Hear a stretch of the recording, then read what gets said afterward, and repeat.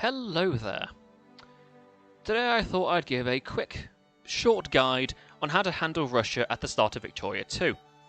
Now, Russia is in a pretty good, but dangerous and precarious situation at the start of the game.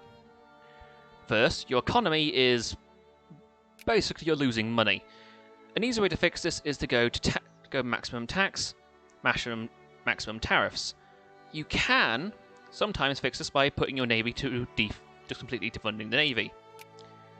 Personally, I prefer to, do this and then just delete the Northern Fleet because it's not going to do anything.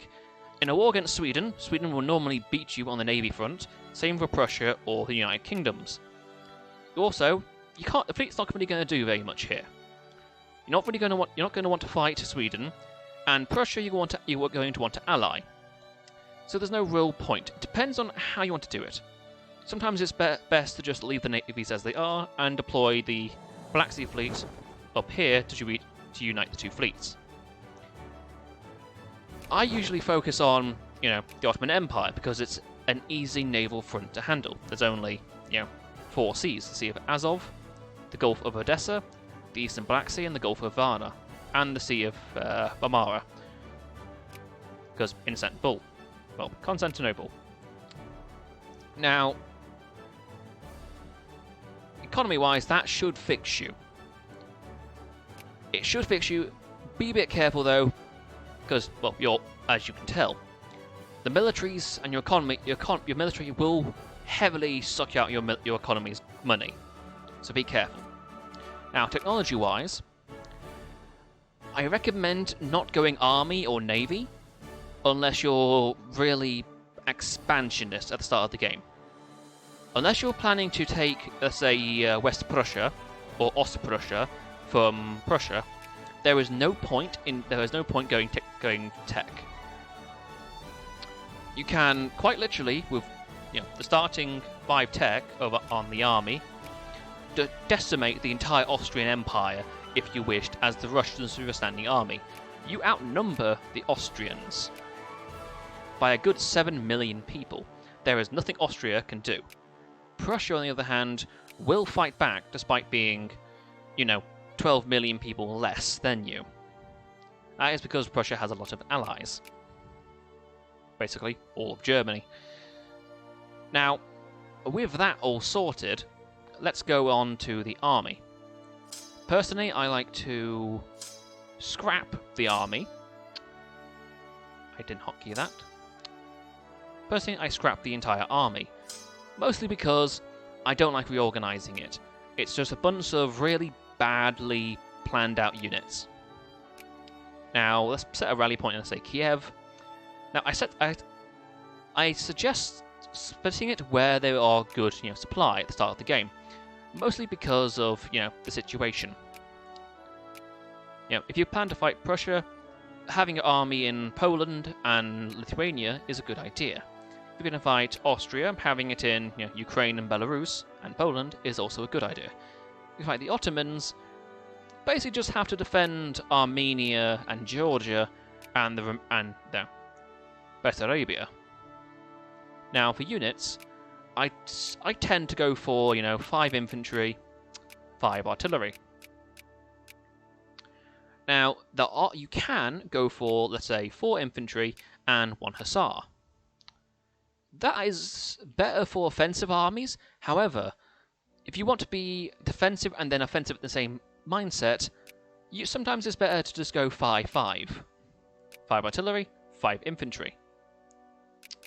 Now, what some people do is they'll build an absolute massive army of cannons, and then when they go to war, they'll just mobilize all their peasants and then just split them into those perfect armies, giving you a massive army. However, this does mean the enemy also has the chance to push into your territory and take land away from you.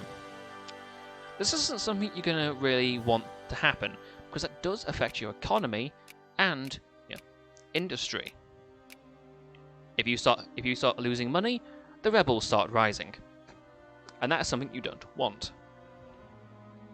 Now, Russia, when it comes to spheres of influence and diplomacy, I always recommend sphering Khiva, Bukhara, and Kokand, and Persia. This is because Khiva, Bukhara, and Kokand, these three, there's no real reason to fight them. Like, you can fight them and just waste money and resources, or you can sphere them and make free money and, well, opium.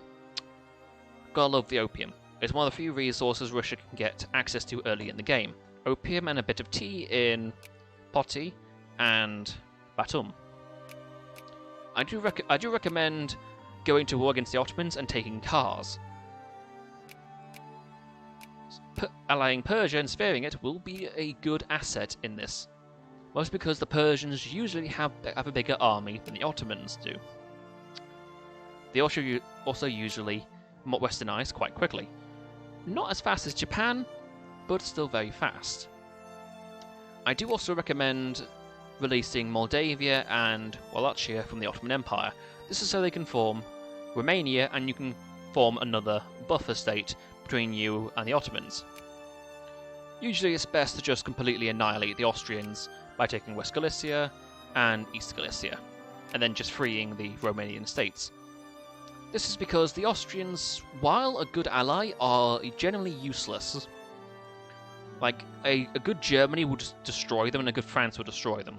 There is no point in, letting Austria live. Just kill it. Now, you will be able to colonize, like, here, later in the game.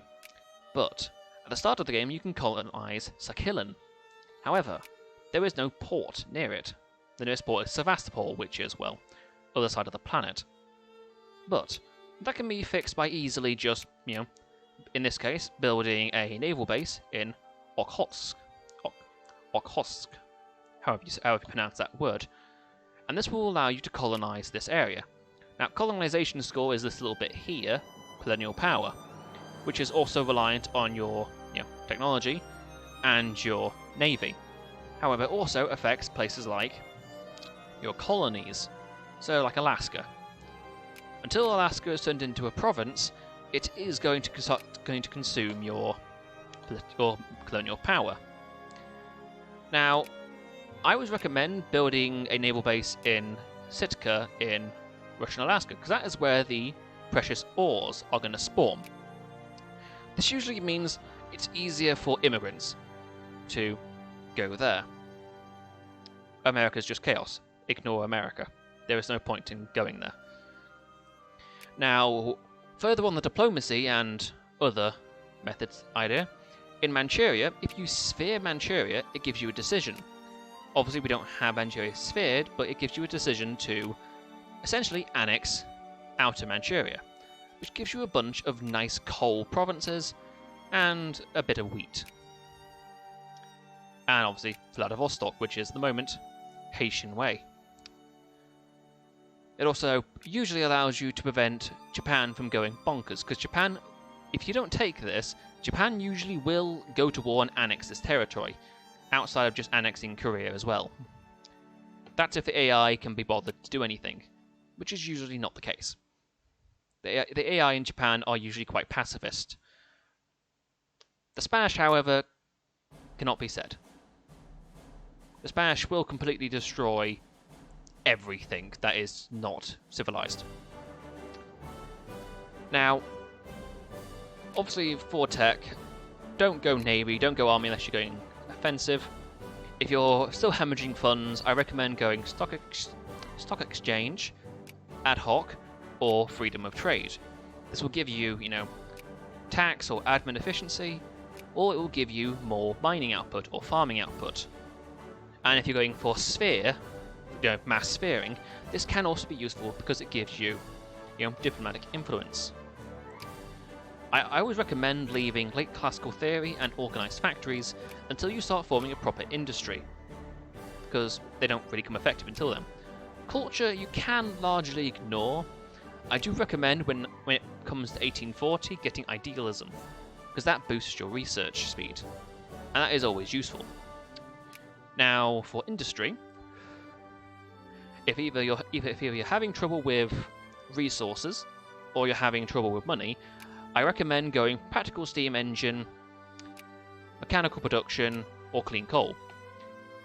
Now, if you're going for an offensive doctrine, usually getting medicine is a good idea, because this boosts your supply limit, and removes the attrition.